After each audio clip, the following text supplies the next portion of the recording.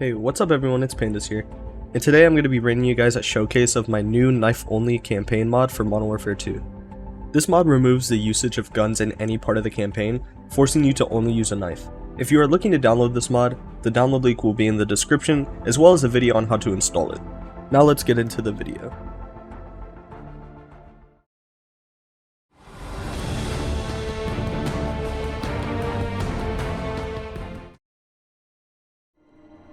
When you load into the mod, you'll see that the main menu is completely different from the default game.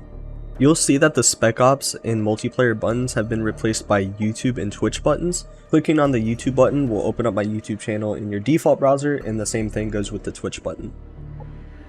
So this is the new campaign menu.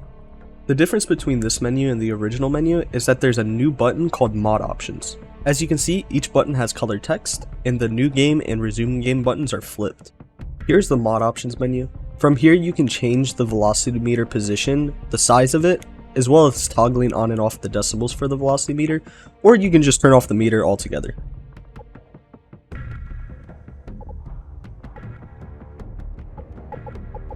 There's a new difficulty in this mod called Newbie. You get more health, you regen faster, and the enemy's accuracy is extremely lowered. I recommend choosing this difficulty if you just want to play the mod for its novelty. Now let's move on into what has changed in Act 1.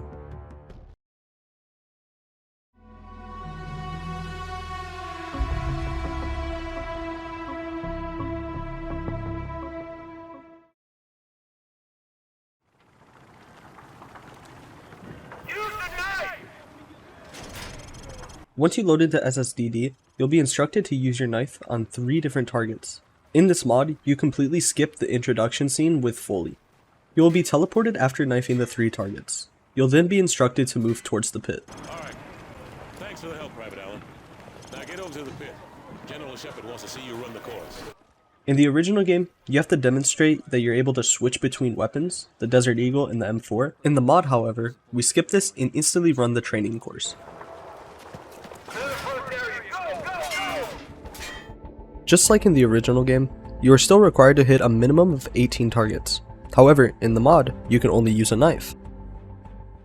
When I recorded the gameplay for this part of the video, I was not expecting to almost beat my best time. Because this mod requires you to select your difficulty before loading into SSDD, you won't be required to reselect like you have to in the original game. Now, let's move on to team player.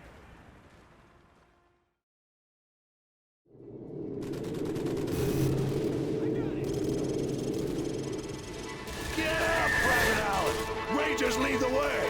Move! Bridge complete! We're Oscar Mike, move out! The first thing you'll notice that is different in team player is that you don't have to kill the enemies that are attacking the bridge layer. This is because it would be impossible to kill them only using a knife. Instead, we skip the entire intro, allowing you to enter the Humvee immediately.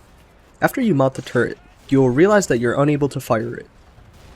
No matter what turret in the entire game you try to use, you won't be able to shoot out of it. Being able to shoot out of a turret will obviously go against the knife-only standards that we have.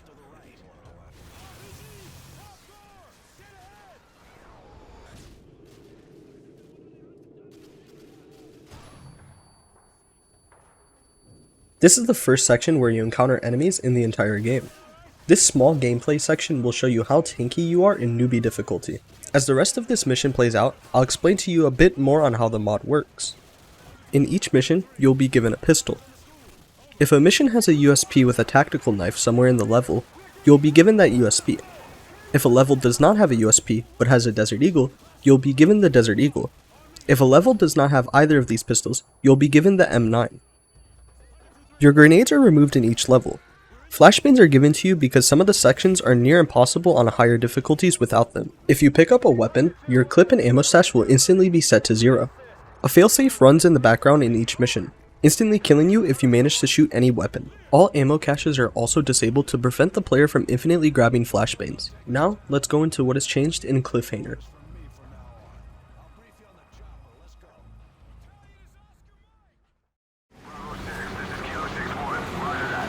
The only change in Cliffhanger is the fact that you can't shoot your G18 off of the snowmobile. This change would be expected in a knife-only mod. I wanted to put the emphasis on the fact that not all levels are changed drastically like in team player. I'm going to skip over No Russian, as that mission plays out exactly the same. Now let's move on to Takedown.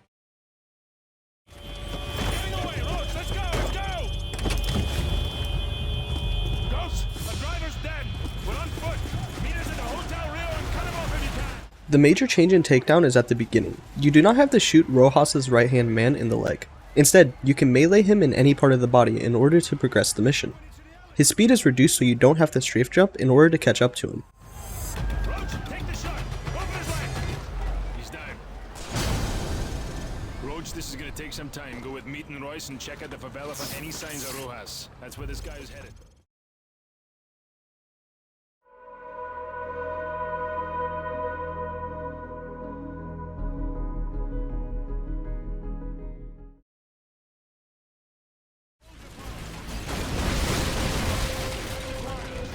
In Wolverines, you get smoke grenades instead of flashbangs. These smoke grenades are only really useful for the BTR section at the beginning of the level.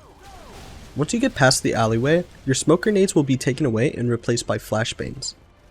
After clearing the first 2 waves of enemies, you'll be instructed to pick up the Predator missile.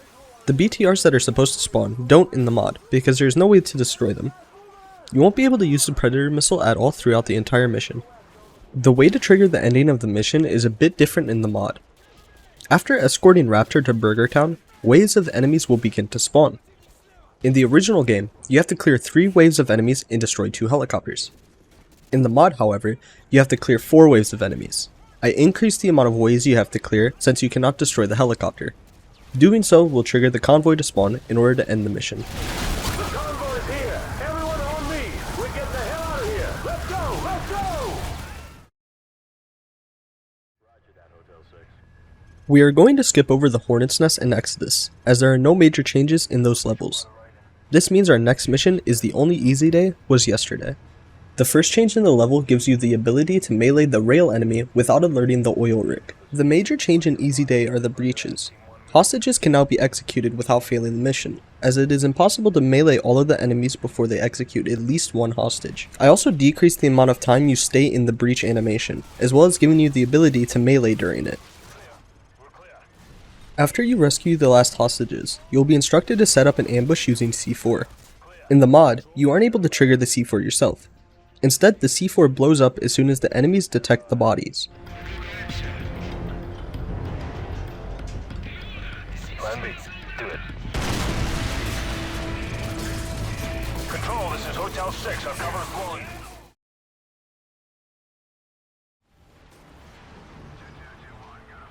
Next up is Gulag. At the beginning of the mission, you are usually required to snipe enemies off of 2 towers. However, in the mod, Soap snipes the enemies himself. Shift right. I would like to note that Gulag includes riot shields, which the player can use to melee enemies with. Although technically it is not a knife, I decided to keep it usable in the missions that it is included in. These missions include Gulag, No Russian, and Just Like Old Times. These missions are all difficult without the riot shield's usage on higher difficulties.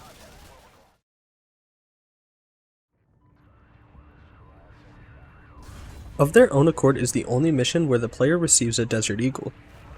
Once you clear the Crow's Nest, instead of getting on the sniper to take down targets near the Washington Monument, you will instead have to defend your position. After you defend the Crow's Nest from the group of enemies, you'll instantly be instructed to go to the roof. This means that you skip shooting enemies with the Barrett and shooting enemy armor with the Javelin. This mission skips the most content of any other mission when you compare the mod to the original game.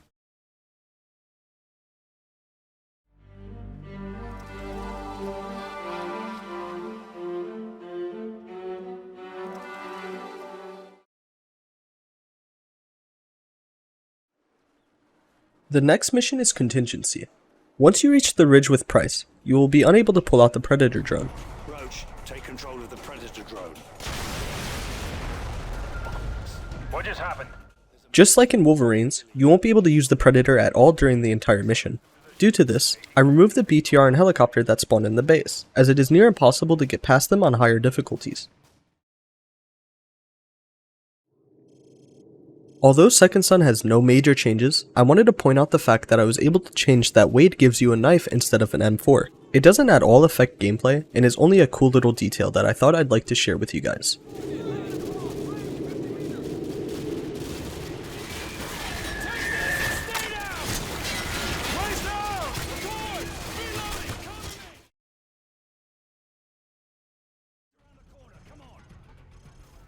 Believe it or not, we've already reached the final mission, Whiskey Hotel, loose ends, the enemy and my enemy, and just like old times, all have no major changes to them.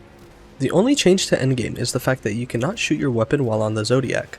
This makes the Zodiac part on Veteran extremely difficult, yet still possible.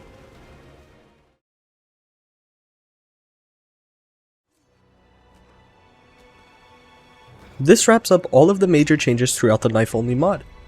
If you would like to download this mod, the link will be in the description as well as the video on how to install the mod.